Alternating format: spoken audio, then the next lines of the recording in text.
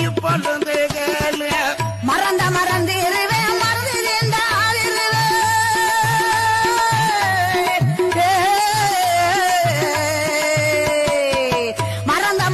இருவேன் மறந்து